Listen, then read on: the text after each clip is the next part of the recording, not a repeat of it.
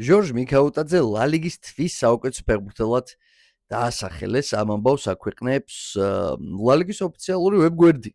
ჟორჟ დაუფასეს ლა ლიგის ზედიზედ 3 ტურში შეგდებული გოლები ესპანიელთან, ხეტაფესთან და ლევანტესთან. ესპანიელთან საგოლე პასიც გააკეთა და ისტორიაში პირველად ქართველი ფეხბურთელი გახდა ლა ლიგის თვის საუკეთესო მოთამაშე. იმ ჩემპიონატის, სადაც თამაშობს პაპე, სადაც თამაშობს იამალი. პატარა ამბავი ნამდვილად არ არის ეს. Top forward იყავს საქართველოს ნაკრებს, მე მგონი ეჯგარეშია ეს უკვე და ასევე ეჯგარეშია ის რომ ვილიარეალი არ არის ჟორჟის პიკი მაგალითად შესაძლებლობების. ხო, დარწმუნებული ვარ რომ მას მის კარიერაში ბევრად უფრო საინტერესო თავგადასავლები წელის წინ და ბევრად უფრო დიდი გუნდები და დიდი მიღწევები. იქამდე კი უფრო მაღალ დონეს რაც შეეხება, ხვიჩა კვარაცხელიამ შეაგდო თავისი მე-9 გოლი ჩემპიონთა ლიგაზე. და რაც თავარია ეს გოლი აღმოჩნდა გადამწყვეტი პარიზელთათვის მონაკოსთან დაპირისპირებაში.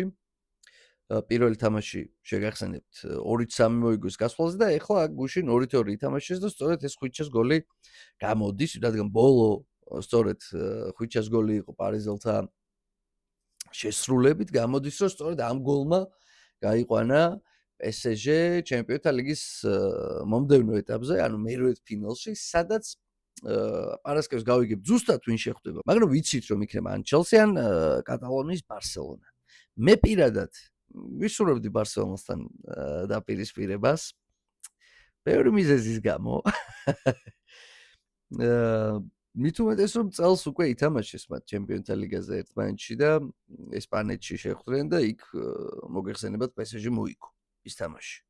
სხვათა შორის ამ კვირაში კვარას შესახებ კიდევ ერთმა ჭორმა გაიჟღერა. ტრანსფერ მარკეტმა დადო უცებ ესეთი ქარდი, სადაც ახსენა რომ ლივერპული არის დაინტერესებული კვარას შეძენით. ნუ ტრანსფერ მარკეტს ახასიათებს ზოგადად ესეთი ჭორების დონეზე ყურმოკრილი ინფორმაციის გავრცელებაც. თუმცა ემილ ჰესკიმაც ლივერპულის ყოფილმა ფორვარდმაც რამოდენიმე დღის წინ ინტერვიუში როცა კითხეს რომ ვის ხედავს ის სალაჰის შემცვლელად ლივერპულში, სწორედ ხვიჩა კვარაცხელია დაასახელა.